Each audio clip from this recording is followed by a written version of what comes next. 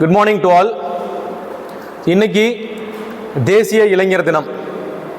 India முழுக்க இந்த நாளை தேசிய இளைஞர் தினமாக கொண்டாடுறாங்க. ஒரு வருடமும் ஜனவரி 12ஆம் தேதி. எதுக்காக அப்படின்னா, இந்த நாளை ஏன் தேசிய இளைஞர் தினமாக கொண்டாடுறோம், இந்த நாளுக்கு என்ன சிறப்புனா, நம்மளுடைய இந்திய தேசத்தினுடைய பெருமையை உலகறிய செய்ததில் மிக முக்கிய பங்கு சுவாமி விவேகானந்தர் அவர்களுக்கு உண்டு. அப்படிப்பட்ட சுவாமி விவேகானந்தர் அவர்கள் பிறந்த தினம் இன்றைய தினம். அவருடைய நினைவாக இன்றைய தினத்தை தேசிய இளைஞர் தினமாக கொண்டாடுறோம். இது உங்களுக்கான நாள். ஸோ இன்றைக்கி நம்மளுடைய சக்தி பாலிடெக்னிக் கல்லூரியில் நம்முடைய மாணவர்களுக்கு சில போட்டிகளையும் சில தனித்திறனை வெளிப்படுத்தக்கூடிய வாய்ப்பையும் ஒரு மேடை அமைத்து நம்முடைய கல்லூரி உங்களுக்கு வழங்கியிருக்குது. அந்த அடிப்படையில் இப்போது நடக்க போகிற நிகழ்ச்சி ஒரு நிமிடம் ஒரு சிந்தனை அப்படிங்கிற தலைப்பில் நடக்க இருக்கக்கூடிய ஒரு போட்டி. இந்த போட்டியில் கலந்துக்க வந்திருக்கக்கூடிய மாணவ மாணவியரை அன்புடன் வருக என வரவேற்கின்றேன். இந்த போட்டியை பற்றி நான் விரிவாக சொல்கிறதுக்கு முன்னாடி, இந்த போட்டியின் நடுவராக இருந்து இங்கே இருக்கக்கூடிய பங்கேற்பாளர்களில் சிறந்த பங்கேற்பாளர்களை தேர்வு செய்வதற்காக வந்திருக்கக்கூடிய ட்ரிபிள் இ துறையினுடைய துறை தலைவர் முனைவர் சித்ரா மேம் அவர்களை வருக என வரவேற்கிறோம். எப்பொழுதும் முதலாம் ஆண்டு துறையிலிருந்து எந்த ஒரு நிகழ்ச்சி நடத்தினாலும் மேடம் அவர்கள் எப்போவுமே நம்மளை மோட்டிவேட் பண்ணி அந்த நிகழ்ச்சி சிறப்புற வர்றதுக்கு அவர்களுடைய பங்களிப்பை செஞ்சுக்கிட்டே இருப்பாங்க. அதே போல் இந்த முறையும் இந்த போட்டியினுடைய நடுவராக வந்து ஜட்ஜ் பண்ணித்தரணும் அப்படின்னு கேட்ட உடனே ஒப்புக்கொண்டு பங்கேற்பாளர்களாகி நீங்கள் வருவதற்கு முன்பாகவே மேடம் வந்திருந்து தேவையான கருத்துக்களை வழங்கி இந்த நிகழ்ச்சியை வந்து சிறப்புற நடைபெற ஒத்துழைப்பு நல்கி கொண்டிருக்கிறார்கள். அவர்களுக்கு மீண்டும் ஒரு முறை நம்முடைய வணக்கத்தையும் நன்றியும் தெரிவித்துக் கொள்கின்றோம். வணக்கம் மேடம். போட்டியை பற்றி சொல்லும் பொழுது நீங்கள் ஒரு நிமிடம் பேசணும். 1 மினிட் ஷார்ப்பாக 1 மினிட் பேசுங்க. இந்த 1 மினிட்ல நீங்கள் விவேகானந்தருடைய சிந்தனையவோ, இப்போ விவேகானந்தர் என்னென்ன கருத்துக்கள் சொல்லியிருக்கிறாரோ அந்த கருத்தில் உங்களை இம்ப்ரெஸ் பண்ண ஒரு கருத்தையோ அல்லது இந்திய தேசிய அளவில் இருக்கக்கூடிய சாதித்த இளைஞர்கள், அவர்கள் தேசத்திற்காக சுதந்திர போராட்டத்திற்கு ஏதாவது ஒரு சாதனை பண்ணியிருக்கலாம், இல்லை சுதந்திரத்துக்கு பிறகு இந்த நாட்டிற்காக ஒரு போராளியாக பார்டரில் மிலிட்டண்ட்டாக இருந்திருக்கலாம், இல்லை ஒரு விளையாட்டு வீரராக இருக்கலாம், இல்லை ஒரு அறிவியல் அறிஞராக இருக்கலாம், இல்லை நம்மை போல ஒரு சாதாரண மாணவராவோ இளைஞராவோ அவருக்கு பக்கத்தில் இருக்கக்கூடிய ஒரு விஷயத்துக்காக அவர் தன்னுடைய உயிரை பணயம் வைத்து போராடி இருக்கலாம், அல்லது தன்னுடைய வீர தீர செயல்களை வெளிப்படுத்தி இருக்கலாம். ஸோ அது வெளியில் தெரியாமல் இருக்கலாம். அவரை பற்றி, அவருடைய புகழை பற்றி, அவற்றிருந்து நீங்கள் என்ன விஷயங்கள் இன்ஸ்பயர் ஆகிட்டீங்க அப்படிங்கிறத பற்றி ஷார்ப்பாக 1 நிமிடம் பேச வேண்டும். புரியுதா? ஸோ அதுதான் போட்டி. இந்த போட்டியில் கலந்திருக்க வந்திருக்கக்கூடிய அனைத்து மாணவர்களையும் வருக வரவேற்கிறோம். அதே போல எப்பவுமே நம்ம சொல்றதுதான், போட்டியில் வெற்றி பெறுவதை விட பங்கெடுத்து கொண்டே இருப்பது மிக முக்கியமானது. தொடர்ந்து பங்கெடுத்துக்கிட்டே இருந்தீங்கன்னா நிச்சயம் வந்துட்டு என்றாவது ஒரு நாள் வெற்றி உங்கள் வசப்படும். மீண்டும் ஒருவரை அனைவருக்கும் இளைஞர் தின வாழ்த்துக்களை சொல்லி நடுவர் அவர்களுக்கு மேடையை விட்டு விடைபெறுகிறேன். நன்றி, வணக்கம். Good morning to all. நான் Kumaravel, first year EC department. நான் இப்போ வந்து பேச போகிறவங்க வந்து ஒரு லெஜண்ட், ஒரு போர்க்கலையை வந்து மனிதன் ஒரு தானாக ஒரு மனிதன் தன்னைத்தானே இன்ஸ்பயராக கொண்டு உருவாக்கியவர் ப்ரூஸ் லீ. இவர் வந்து 1940ஆம் ஆண்டு சான் பிரான்சிஸ்கோவில் பிறந்து ஹாங்காங்கில் வளர்ந்தவர். ஹாங்காங்கில் வளர்ந்தவர் வந்து தனது நாட்டோட சீன போர்க்கலை வந்து உலகம் முழுக்க பரவ வேண்டும் எண்ணி the way of dragon, the enter the dragon படங்கள் மூலம் உலகத்திற்கு வந்து சீன போர்க்கலையை வந்து பிரபலமாக்கியவர். அவரும் பிரபலமானவர். இவர் வந்து மூணு வார்த்தைகளை வந்து 3 கண்களை போல் பார்த்து கொள்கிறார். தன்னம்பிக்கை, மன வலிமை, கடின உழைப்பு, இவை 3 மனிதனுக்கு மிக முக்கியமானது என்று கருதியவர். மனிதன் வந்து தனக்கு தானே ஒரு மனிதனாக ஒரு போர்க்கலையை உருவாக்கியவர் ப்ரூஸ் லீ. ஜீட் குயிண்டோ என்ற போர்க்கலையை தானாகவே உருவாக்கி அதை உலகம் முழுவதும் பிரபலமாக்கியவர். இவர் என்னதான் இளம் வயதே காலமாயிருந்தாலும் இவர் சொன்ன வார்த்தை வந்து தற்பொழுதும் இளைஞர்கள் மனதில் ஒரு தூண்டுதலாக உள்ளது. நீர் போல் இரு, அதாவது பி லைக் வாட்டர். அதற்கு அர்த்தம் வந்து ஒரு நீர் எப்படி வந்து ஒரு வாட்டர் பாட்டிலுக்குள்ளேயோ ஒரு ஜக்குக்குள்ளேயோ போய் அந்த ஜக்காக உருமாகிறதோ, அதே மாதிரி வந்து சூழ்நிலைக்கேற்றவாறு மனிதன் உருமாறிக்கொள்ள வேண்டும் என்று கூறியவர். தன்னம்பிக்கையும் மன வலிமையும் இவை இரண்டும் மனிதனுக்கு இரண்டு கண்கள் போல் என்று கூறியவர். நன்றி. Good morning to one and all. Today I came to talk about the one of the inspired and motivational billionaire person in the world, Bill Gates. He was a dropout in the school at the age of 15, but he was very successful in the business. He invented many things of modern computers like keyboards and monitors. Like Bill Gates, we can achieve the life and business. Thank you. அனைவருக்கும் வணக்கம். இப்போது நான் பேச போகும் topic இ-வேஸ்ட்டை எவ்வாறு குறைப்பது. எல்லார் வீட்லேயும் பார்த்திங்கன்னா ஃப்ரிட்ஜ், ஃபேன் எல்லோரும் வச்சுருப்பீங்க. அதோட அட்வான்ஸாக ஒரு ஸ்டெப் அதிகமாக போகலான்னு நினைப்பீங்க. ஆனால் நீங்கள் ஒரு வீட்டில் இருக்கிற எலக்ட்ரிக்கல் எக்யூப்மெண்ட்ஸை நீங்கள் போகிற வரைக்கும் யூஸ் பண்ணிட்டு இருந்தீங்கன்னா இ-வேஸ்ட்டு முடிஞ்ச அளவுக்கு நீங்கள் தவிர்க்கலாம். அது மட்டும் இல்லாத ஒரு எலக்ட்ரிக்கல் வெஹிக்கிள் எடுத்துட்டிங்கன்னா நிறைய பேர் என்ன பண்ணுறீங்கன்னா அது பேட்டரி மாற்றுறதுக்கு பதிலாக மொத்த எலக்ட்ரிக் வெஹிக்கிளை மாற்றுறீங்க. அதே மாதிரி ஒரு செல்ஃபோன் எடுத்துட்டிங்கன்னா அதுக்கு பேட்டரி மாற்றுறவர்கள் மொத்த செல்ஃபோனை மாற்றுறீங்க. இந்த மாதிரி சின்ன சின்ன ப்ராடக்ட்டை நீங்கள் மொத்தமாக மாற்றுறதோட அதில் இருக்கிற எலக்ட்ரிக்கல் ஸ்பேர்ஸ் மட்டும் மாற்றுற மாதிரி பார்த்துங்க. அது மட்டும் இல்லாத ஒரு எலக்ட்ரிக்கல் சர்க்யூட் எடுத்துட்டிங்கன்னா அதில் பிரான்ச் பை பிரான்ச்சாக ஒவ்வொரு சர்க்யூட்டாக கொடுத்துருந்தாங்கன்னா எந்த சர்க்யூட் ஃபால்ட் ஆகிடுச்சோ அந்த சர்க்யூட் மட்டும் பார்த்திடலாம். அது இல்லாத இப்போ வர எலக்ட்ரானிக் அட்வான்ஸ் ப்ராடக்டெல்லாம் பார்த்திங்கன்னா ஒரே சர்க்யூட்டை எஸ்எம்டியாக கொடுத்துட்றாங்க. அதனால் அது ஒவ்வொன்றா பிரான்ச் பை பிரான்ச்சாக கொடுத்துருந்தாங்க. ஃபால்ட் மட்டும் கன்டினியூ பண்ணி அது மாற்றிக்கலாம். நன்றி, வணக்கம். Good morning to one and all present here. When I was talk about the topic science in everyday life. அறிவியல் இல்லைன்னா நம்மளால் எதுவுமே பண்ண முடியாது. அறிவியல் நம்மளுக்கு மிக முக்கியமானது. அதாவது எப்படின்னா ஹாஸ்பிட்டலில் யூஸ் பண்ணுறது microscope, scan, EGG scan machines எல்லாம் அறிவியலில் தான் கண்டுபிடிச்சாங்க. அதே மாதிரி நம்ம போக்குவரத்து கார், பைக் இதெல்லாம் அறிவியல் மூலியமாக தான் நம்ம கண்டுபிடிச்சாங்க நம்மளுக்கு. Next mobile phone one of the most important in this world அப்படின்னு அப்படி சூழ்நிலை இப்போ போயிட்டுருக்கு காலம். இன்னும் நெக்ஸ்ட்டு ஜென்ரேஷனில் இன்னும் இதோட பயங்கரமாக மொபைல் அட்வான்ஸ் எல்லாம் வந்துடும். நெக்ஸ்ட்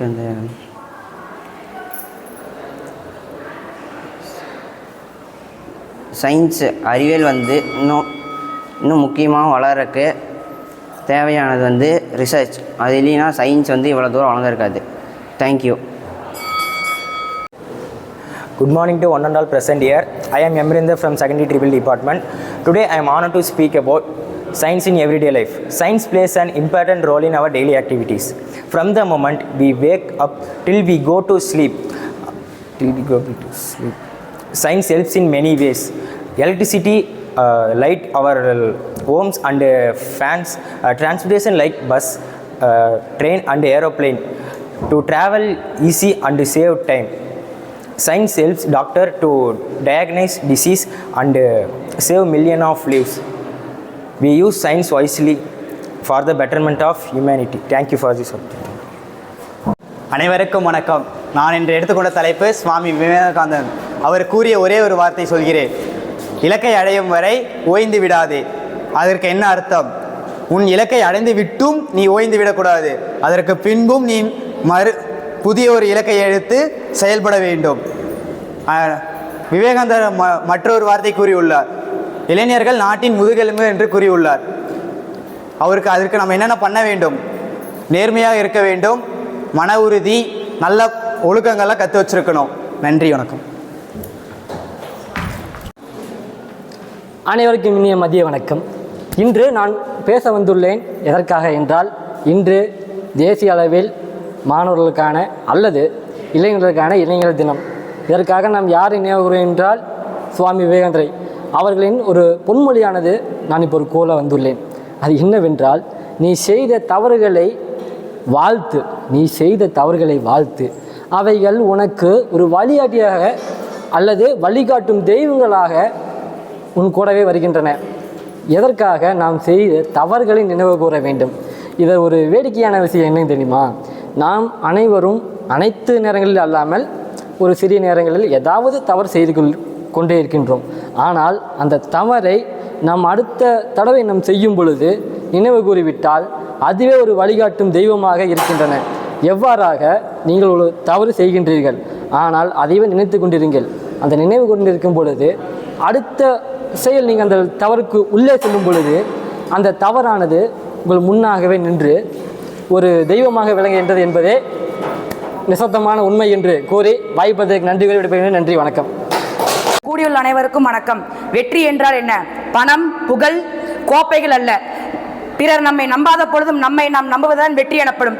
இன்று 1971 ஜூலை 7 ஒரு சிறிய கிராமத்தில் பிறந்து மிக பெரும் கனவுகளை உடைய ஒரு சாதாரண சிறுவனின் அசாதாரண வாழ்க்கை பயணம் இது. தன்னுடைய விளையாட்டு பருவத்தை ஒரு கோல் கீப்பராக தொடங்கி ஒரு ஆசிரியரின் தன்னம்பிக்கையால் ஒரு விக்கெட் கீப்பராக மாற்றப்பட்டார். தன்னுடைய குடும்ப காரணத்தினால் இந்திய ரயில்வேயில் டிக்கெட் கலெக்டராக பணியாற்றினார். காலையில் வேலை, இரவில் பயிற்சி, கண்களில் கனவு, மனதில் உறுதி. அந்த உறுதி அவர் இந்திய அணி வரை எடுத்து சென்றது.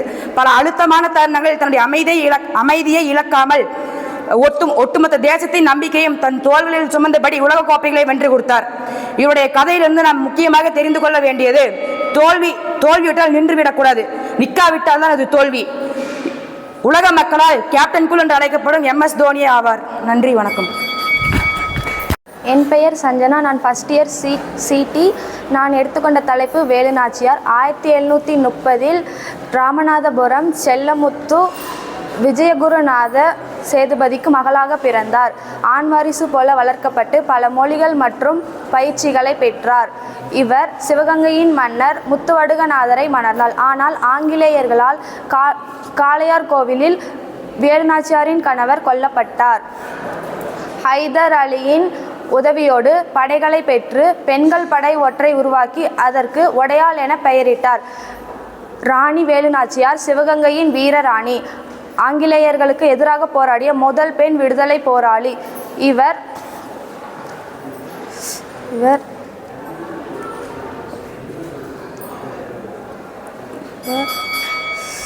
1796 இவர் சிவகங்கையில் காலமானார். Thank you. My name is Krithika. நான் சிடி டிபார்ட்மெண்ட் ஃபஸ்ட் இயரில் படிக்கிறேன். நான் வந்து எம்எஸ் தோனி பற்றி பேச வந்திருக்கேன். எம்எஸ் தோனி வந்து ராஜஸ்தானில் பிறந்தவர். அவர் சிறு வயதில் கால்பந்து கோல் கீப்பராக இருந்தார். அதுக்கப்புறம் 2004 வங்கதேசத்திற்கு எதிராகவும் 2005 இலங்கைக்கு எதிராகவும் ஒரு டெஸ்ட் போட்டியில் இந்திய வீரராக அறிமுகமானார். பிறகு சிஎஸ்கே ஐபிஎல்லில் கேப்டனாக பதவியேற்றார். அதன் பிறகு அவர் கேப்டன் கூல் என்று செல்ல பெயர் அவருக்குள்ளது.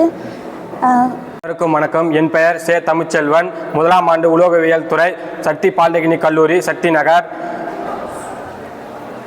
நீரஜ் சோப்ராவின் விடாமுயற்சி.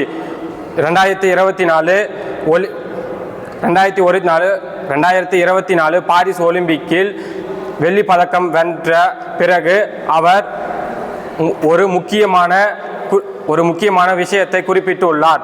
அவர் காயம் மற்றும் உடல்நல குறைபாடுகளுடன் போராடி கொண்டிருந்த போதிலும் அவர் களம் இறங்க தயங்கவில்லை. நீரஜ் சோப்ராவின் விடாமுயற்சி குறித்து பல விளையாட்டு வீரர்கள் பாராட்டியுள்ளனர். அவரது வெற்றி ரகசியம் தொடர் பயிற்சி, மன உறுதி, தோல்வியை கண்டு அஞ்சாமை. வெற்றி என்பது தற்செயலானது அல்ல, அது ஒவ்வொரு நாளும் நாம் செய்யும் விடாமுயற்சியின் அறுவடை. நீங்கள் எதை செய்தாலும் நீரஜ் சோப்ராவின் ஈட்டி எறிவதைப் போல முழு கவனத்துடனும் நம்பிக்கையுடனும் செய்யுங்கள். நன்றி, வணக்கம். இவ்வரங்கில் அமர்ந்திருக்கும் அனைவருக்கும் என் இனிய காலை வணக்கம். சிறகுகள் உனக்கு சுமையல்ல, சிகரம் வெட்டாத தடையல்ல, உழைப்பை நீ உயிர் மூச்சாய் கொண்டால் உலகம் உன் உள்ளங்கையில் அடங்கும். The rocket man of India doctor K. Sivan ஐயா அவர்களை பற்றி ஒரு சிறு உரை. இவர் ஒரு சின்ன கிராமத்தில் ஒரு ஏழ்மையான விவசாய குடும்பத்தில் தான் பிறகுறாரு. ஒரு ஸ்கூலுக்கு போகிற காலத்தில் செப்பல் போடுறது கிடையாது, நல்ல ட்ரெஸ்ஸு கூட வாங்கி கொடுக்குற அளவுக்கு அவங்க ஃபேமிலிக்கிட்ட காசு இல்லை. இப்படி இருந்த சூழ்நிலையும் ஒரு படிப்பு விடாமல் நல்லா படித்து நல்லா மார்க் எடுத்து அவர் அப்பாக்கிட்ட போய் கேட்குறாரு, அப்பா நான் இன்ஜினியரிங் படிக்கணும் அப்படின்னு சொல்லிட்டு போய் கேட்குறாரு. அவங்க அப்பா வந்துட்டு இன்ஜினியரிங் படிக்க வைக்கிற அளவுக்கு என்கிட்ட காசு இல்லைப்பா, நம்ம குடும்ப சூழ்நிலையை புரிஞ்சுக்கிட்டு நீ என் கூட வந்து விவசாயம் பாரு. இனிய காலை வணக்கம். நான் வந்து மெட்லஜி துறையில் ஃபஸ்ட் இயர் படிக்கிறேன். நான் வந்து மகாத்மா காந்தியை பற்றி பேச போகிறேன். மகாத்மா காந்தி வந்து இந்த காலத்து இளைஞருக்கு என்ன கான்செப்ட் சொல்ல வர்றாருன்னா, அகிம்சையில் போகணும். ஏன்னா அகிம்சையில் போனால் மற்றவங்க வந்து அமைதியாக போனால் கத்தியின்றி ரத்தமின்றி அமைதியாக எந்த பிரச்சனையும் இல்லாமல் யாருக்கும் இழப்பு ஏற்படாமல் நடந்துக்கணும்னு யோசிப்பாங்க. ஆனால் இப்போ இந்த காலத்து இளைஞர்கள் காலேஜ் பசங்களே எடுத்துகிட்டா கூட அடிதடி நான் சண்டைக்கு தான் போவேன் அந்த மாதிரி நிற்கிறாங்க. அந்த மாதிரிலாம் நிற்கக்கூடாது. இதுவே ஒரு கம்பெனிக்கு போகிற இடத்துல நமக்கு கீழே ஒரு 10 பேர் வேலை செய்யும்போது அவங்கள லீட் பண்ண முடியாது நம்மளால். அவங்கக்கிட்ட அதிகாரமாக பேசினாவோ ஏதாவது எடுத்து பேசினாவோ இல்லை நீ எனக்கு நான் வேறு வேலைக்கு போய்க்கிறேன் அப்படின்னு சொல்லிட்டு மாறி போயிடுவாங்க. அந்த மாதிரி எந்த இடத்துலையும் அமைதியாக இருக்கணும். அகிம்சை வழி மாதிரி சைலண்டாக இருந்துட்டு போயிடணும். யாருக்கும் எந்த பிரச்சனையும் யூஸ் பண்ணக்கூடாது. நன்றி, வணக்கம். காலை வணக்கம். என் பேர் சவுந்தர். நான் 1ஆம் ஆண்டு மெட்லஜி துறையில் படித்து வருகிறேன். நான் பேச வந்துள்ள தலைப்பு திருப்பூர் குமரன். திருப்பூர் குமரன் தமிழ்நாட்டின் புகழ்பெற்ற விடுதலை போராட்ட வீரர். இவர் 1904 அக்டோபர் 4 அன்று ஈரோடு மாவட்டத்தில் சென்னிமலையில் பிறந்தார். இவர் இளம் வயதிலேயே நாட்டுப்பற்று கொண்ட இவர் 1932இல் பிரிட்டிஷ் அரசுக்கு நடைபெற்ற போராட்டத்தில் தடை செய்யப்பட்ட இந்திய தேசிய கொடியை கீழே விழாமல் தடுத்தார். கடும் தாக்கத்தினால் உயிரிழந்தார். அதனால் திருப்பூர் குமரன், கொடிக்காத்த குமரன் என்று அழைக்கப்படுவார். வாய்ப்புக்கு நன்றி கூடி விடைபெறுகிறேன். நன்றி, வணக்கம். மாண்புமிகு நடுவர் அவர்களுக்கும் ஆசிரியர் பெருமக்களுக்கும் என் நண்பர்களுக்கும் காலை வணக்கம். நான் இன்றைக்கி பேச போகிற தலைப்பு ஒரு நிமிடம் ஒரு எண்ணம் அப்படிங்கிற டாபிக் கொடுத்தாங்க. அதில் பல பேர் பல விஷயங்களை சொல்லலாம். ஆனால் நான் வந்து எண்ணம்னா என்னன்னு ஒரு சின்ன டாப்பிக்காக முடிச்சிடுறேன். எண்ணம் என்பது ஒரு மனிதனோட அவனோட வாழ்க்கை எந்த அளவுக்கு அமையுதுங்கிறது அவன் எண்ணத்தை பொறுத்து தான் இருக்குது. நீங்கள் நல்லவன் கெட்டவங்கிறத நீ நினைக்கிற சிந்தனையை பொறுத்து தான் அமையும். தமிழில் ஒரு ஃபேமஸ் சேயிங் ஒன்று இருக்கும், எண்ணம் போல் வாழ்க்கை அப்படின்னு சொல்லிட்டு. அந்த நாம் நினைக்கிற எண்ணம் நல்லதாக இருந்தால் நம்ம வாழ்க்கை நல்லதாக இருக்கும். நாம் நினைக்கிற எண்ணம் கொஞ்சம் கெட்டதாக இருந்தால் நம்ம வாழ்க்கையும் பாதை மாறிடும். I am Bharath. நான் இசி டிபார்ட்மெண்ட்லேருந்து வரேன். இப்போ நான் சச்சின் டெண்டுல்கர் பற்றி பேச போகிறேன். சச்சின் டெண்டுல்கர் அவர் மும்பையில் பிறந்தார். மும்பையில் பிறந்து சின்ன வயசுலேருந்தே கிரிக்கெட் மேலே ரொம்ப ஆர்வத்தை கொண்டவர். அதனால் அவர் பயிற்சியாளர் வந்து அவருக்கு ரொம்ப ட்ரைனிங் கொடுத்து அவர் வந்து இப்போ இந்திய கிரிக்கெட் இதில் 16 வயசுலேயே இந்திய கிரிக்கெட் அணியில் பயிற்சி பண்ணார். இந்திய கிரிக்கெட் அணியில் விளையாண்டார். இங்கிலாந்துக்கான அவர் வந்து இங்கிலாந்தில் முதல் சதத்தை அடித்தார். ஆஸ்திரேலியாவுக்கு எதிரான போட்டியில் இன்னிங்ஸ் நல்ல ரெக்கார்டு வச்சுருக்காரு. அப்புறம் இந்தியாவுக்காக பல வெற்றிகளை வாங்கி கொடுத்துருக்காரு. நன்றி. Morning to all. நான் இசி ஃபஸ்ட் இயர்னு வரேன். என் பேர் கிருபா சங்கர். நான் பேச வந்துள்ள கருத்து வந்து மலாலா யூசப்சாய் பற்றி சில வார்த்தைகள் பேச விரும்புகிறேன். மலாலா பெண்கள் வந்து கல்விக்காகவும் உரிமைக்காகவும் போராடிய ஒரு இளம் பெண்கள் வீராங்கனை ஆகும். பாகிஸ்தானில் பிறந்த இவர் பெண்கள் பள்ளிக்கு செல்லக்கூடாது என்ற கருத்துக்களை எதிர்த்து தைரியமாக குரல் கொடுத்தார்.